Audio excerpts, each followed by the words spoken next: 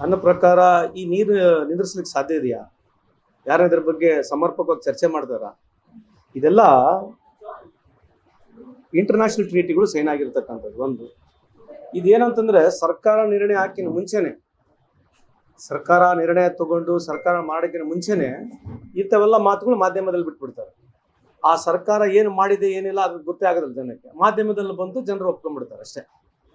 ಈಗ ಯಾರ್ಯಾರು ಹುಡುಕ್ ಹೊಡೆದ್ಬಿಡ್ತಾರೆ. ಈಗ ಯಾರು ಹೊಡೆದಾರೆ, ಯಾರ್ಯಾರು ಸುಮ್ಮನೆ ಇದೇನಂತಂದ್ರೆ ಇದೆಲ್ಲ ಮೀಡಿಯಾ ಮಾಡ್ತಕ್ಕಂಥ ಸ್ಕೀಮ್ ಬಿಟ್ರೆ ಅಲ್ಲ. ಈ ತರ ಟೆರರಿಸ್ಟ್ ಆಕ್ಟಿವಿಟಿ ಇಡೀ ಪ್ರಪಂಚದಲ್ಲಿ ಆಗಿದೆ, ನಮ್ಮ ಭಾರತ ದೇಶದಲ್ಲಿ ಕೂಡ ಆಗಿದೆ. ಈಗ ಅದೇನಂತಂದ್ರೆ ಜನರಿಗೆ ಇಂಪ್ರೆಸ್ ಮಾಡ್ಬೇಕಲ್ಲ, ಈ ಫಾಲ್ಟ್ ಅನ್ನ ಹೆಂಗೆ ಜನಕ್ಕೆ ಮುಚ್ಚಿಸ್ಬೇಕನ್ನೋದೇ ಕೇಂದ್ರ ಸರ್ಕಾರ ಜೊತೆಗೆ ಕೆಲವು ರಾಷ್ಟ್ರದಲ್ಲಿರ್ತಕ್ಕಂಥ ಮಾಧ್ಯಮಗಳು ಅವರೇ ಫೀಡ್ ಕೊಡೋದು. ಇವೆಲ್ಲ ಪ್ರೀಸೆಟ್ ಆಗಿರ್ತಕ್ಕಂಥ ನೋಷನ್ಸ್ಗಳಲ್ಲಿ ದೇಶ ನಡೀತದೆ. ಇದು ದೇಶದ ದುರಂತ ಇದು.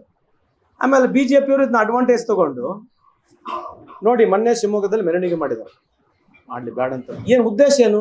ಇವ್ರದೇ ಸರ್ಕಾರ, ಇವ್ರ ಆಡಳಿತದಲ್ಲೇ ಆಗಿರ್ತಕ್ಕಂಥದ್ದು, ಇವ್ರ ಆಡಳಿತದಲ್ಲೇ ಹಿಂದೂ ಕೊಲೆ ಆಗಿರ್ತಕ್ಕಂಥದ್ದು, ಇವ್ರ ಆಡಳಿತದಲ್ಲಿ ಪ್ರಧಾನಮಂತ್ರಿ ಇವರೇ, 370 ಮಾಡಿದವ್ರು ಇವರೇ, ಆರ್ಮಿ ಇವ್ರದೇ, ಏರ್ಫೋರ್ಸ್ ನಮ್ದೇ, ಮಿಲಿಟರಿನೂ ನಮ್ದೇ, 20 ರಾಜ್ಯಗಳಲ್ಲಿ ಮುಖ್ಯಮಂತ್ರಿಗಳು ಇವರೇ. ಇವತ್ತು ಇಡೀ ಭಾರತ ದೇಶದಲ್ಲಿ ಇಲ್ಲಿವರೆಗೆ ನೋಡ್ತಾ ಇದ್ರೆ ಹಿಂದೂಗಳು ಕತ್ತರನಾಗಿದೆ ಅಂತ ಇವ್ರು ಹೇಳ್ತಾರೆ. ನೀವೇ ಆಡಳಿತ 11 ವರ್ಷ ಮಾಡಿದಿರಿ ಏನ್ರಿ? ಸಮರ್ಪಕವಾಗಿ ನೀವೇ ಎಲ್ಲದಕ್ಕೂ ಬಂದು ಉತ್ತರ ನೀವೇ ಕೊಡ್ತೀರಿ. ಎಲ್ಲ ನೀವೆಲ್ಲಿ ಬೇಕಿದ್ದಲ್ಲಿ ಬುಲ್ಡೋಸರ್ ತೊಗೊಂಡೋಗಿ ನೀವೇ ಹೊಡಿತೀರಿ, ಎಲ್ಲ ನೀವೇ ಮಾಡ್ತೀರಿ, ಮತ್ತೆ ಹಿಂದೂ ಕತ್ತರದಲ್ಲೇ ಇದೆ ಅಂತ ಹೇಳ್ತಾರೆ. ಸೊ ನಿಮ್ಮ ಪ್ರಕಾರ 11 ವರ್ಷ ಅವಧಿಯಲ್ಲಿ ಇವತ್ತು ಈ ದೇಶದಲ್ಲಿ ಹಿಂದೂ ಸುರಕ್ಷತೆ ಇಲ್ಲ ಅಂತಂದ್ರೆ ರಾಜೀನಾಮೆ ಯಾರು ಕೊಡಬೇಕು? ಅದು ಪ್ರಶ್ನೆ. ಅಷ್ಟು ಬಿಟ್ರೆ ನಾನು ಅವ್ರ ಯೋಗ್ಯತೆಗೆ ಮೀರಿ ರಾಜೀನಾಮೆ ಕೇಳ್ತಕ್ಕಂಥ ಲೆವೆಲ್ಗೂ ನಾನು ಬೆಳೆದಿಲ್ಲ. ಕೇಳ್ತಕ್ಕಂಥ ಉದ್ದೇಶ, ಪ್ರಧಾನಮಂತ್ರಿಯವರು ನೀವು ಬಂದ್ಬಿಟ್ಟು ಎಲ್ಲಿ ಜಮ್ಮು ಕಾಶ್ಮೀರ್ನಲ್ಲಿ ಕಾಶ್ಮೀರಿಗೆ ಹೋಗಿ ನೀವು ಹೋಗಿ ಒಂದು ಪ್ರೆಸ್ ಮೀಟ್ ಮಾಡ್ಲಾರಂಗೆ ಬಿಹಾರಿಗೆ ಹೋಗಿ ಎಲೆಕ್ಷನ್ ಮಾಡ್ತಾ ಇದ್ದಾರಲ್ಲ, ಇದ್ರ ಬಗ್ಗೆ ನೀವು ಭಾಷಣ ಮಾಡ್ತಾ ಇದ್ರಲ್ಲ, ಆ ವಿಷಯಕ್ಕೆ ಮಾತ್ರ ಈ ದೇಶದ ಯಾವುದೇ ಒಬ್ಬ ನಾಗರಿಕ ಇದನ್ನ ಅವ್ರನ್ನ ಕ್ಷಮಿಸಬಾರ್ದಂತ ನಾನು ಕೈ ಮುಗಿದವ್ರು ಮನವಿ ಮಾಡ್ಕೊಳ್ತೀನಿ. ಯಾಕಂತಂದ್ರೆ ಇಡೀ ದೇಶ ನೋಡ್ತಾ ಇದೆ, ಇಡೀ ದೇಶ ನೋಡ್ತಾ ಇದೆ. ಇವತ್ತು ಎಲ್ಲ ರೀಸನ್ಸ್ಗಳು ಬರ್ತಾ ಇದಾವೆ.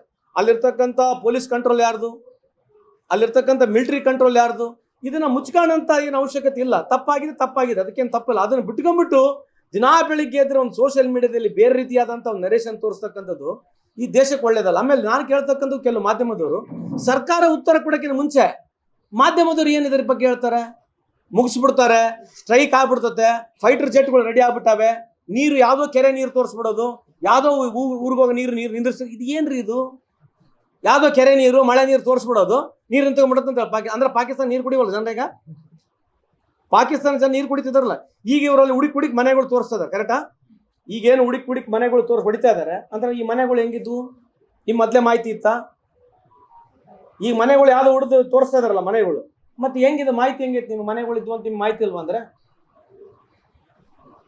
ಈಗೇನು ತೋರಿಸ್ತಾ ಇದಾರೆ ಮನೆಗಳು ಹೋಗಿ ಧ್ವಂಸ ಮಾಡ್ಬಿಟ್ರು, ನಾಶ ಮಾಡ್ಬಿಟ್ರು, ಧ್ವಂಸ ನಾಶ. ಇದು ಹೆಂಗ್ ಬಂತು? ಮನೆಗಳು ಯಾರು ಕಟ್ಟಿದ್ರು? ಯಾರು ಮತ್ತೆ ಪರ್ಮಿಷನ್ ಯಾರು ಕೊಟ್ಟಿದ್ರು?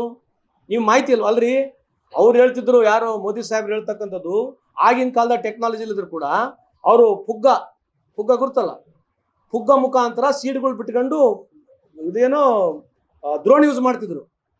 ಫಾರೆಸ್ಟ್ ಡೆವಲಪ್ ಮಾಡಲಿಕ್ಕೆ ಅವರು ಡ್ರೋನ್ ಮುಖಾಂತರ ಪುಗ್ಗದಲ್ಲಿ ಬೀಜಗಳು ಹಾಕಿ ಫಾರೆಸ್ಟ್ ಬೆಳೆಸ್ತಾ ಇದ್ರು. ಯಾರು ಹೇಳಿದ್ದು ಮಾತು? ಯಾರು ಹೇಳಿದ್ರು? ಮೋದಿ ಸಾಹೇಬ್ರು. ಮತ್ತೆ ಅಲ್ಲಿ ಬಾರ್ಡರ್ನಲ್ಲಿ ಒಂದು ದ್ರೋಣ ಬೇಡೇನ್ರಿ? ಆ ಬಾರ್ಡರ್ನಲ್ಲಿ ಒಂದು ದ್ರೋಣ ಬೇಡವಾ? ಇಷ್ಟೆಲ್ಲ ಟೆಕ್ನಾಲಜಿ ಬಗ್ಗೆ, AI ಬಗ್ಗೆ, ಆರ್ಟಿಫಿಷಿಯಲ್ ಇಂಟೆಲಿಜೆನ್ಸ್ ಬಗ್ಗೆ ನಾಲೆಜ್ ಇರ್ತಕ್ಕಂಥವ್ರು, AI ಐ ಅಂತ ಹೇಳಿರ್ತಕ್ಕಂಥವ್ರು, AI ಅಮೆರಿಕ ಇಂಡಿಯಾ ಅಂತ ಹೇಳ್ತಕ್ಕಂಥವ್ರು, ಮತ್ತೆ ನಿಮ್ಮ ಒಂದು ದ್ರೋಣ ಇಲ್ವಾ ಆ ಭಾಗದಲ್ಲಿ? ಒಂದು ದ್ರೋಣ ಬೇಡ? ಅಷ್ಟೆಲ್ಲ ಏನಿದೆ. ಆಮೇಲೆ ಎಲ್ಲದಕ್ಕೂ ದುಃಖನ ಸಂಗತಿ ಏನಂತಂದ್ರೆ, ಅಲ್ಲಿ ಪ್ರತಿಯೊಬ್ಬರು ನೀವು ಕೇಳಿ ನೋಡ್ರಿ, ಈ ಇನ್ಸಿಡೆಂಟ್ ಆದಮೇಲೆ 2 ತಾಸು ಬೇಕಾಗಿದೆ ಅಲ್ಲಿಂದ ಹೋಗ್ಲಿಕ್ಕೆ ಮಿಲಿಟರಿಗೆ. 2 ತಾಸು ಬೇಕೇನ್ರಿ ಮಿಲಿಟರಿಗೆ ಹೋಗ್ಲಿಕ್ಕೆ? ಇನ್ಸಿಡೆಂಟ್ ಆದ್ಮೇಲೆ ಫೈರ್ ಸೌಂಡ್ ಆದ ತಕ್ಷಣ ಸೆಕ್ಯೂರಿಟಿ ಇಲ್ಲಿಂದ ಅಲ್ಲಿ ಹೋಗ್ಲಿಕ್ಕೆ 2 ತಾಸು ಬೇಕಾಗಿದೆ. ಅದಾಯ್ತು, ಸೆಕ್ಯೂರಿಟಿ ಲ್ಯಾಪ್ಸ್ ಆಯ್ತು, ಅದು ಒಂದೇ ಪ್ರಶ್ನೆ, ಅದ್ರ ಬಗ್ಗೆ ಚರ್ಚೆ ಮಾಡೋಣ. ಬಟ್ ರೀಚ್ ಔಟ್ ಆಗ್ಲಿಕ್ಕೆ 2 ಅವರ್ಸ್ ಬೇಕಾಗಿದೆ. ಇದ್ರ ಬಗ್ಗೆ ಯಾರು ಚರ್ಚೆನೆ ಮಾಡ್ತಿಲ್ಲ.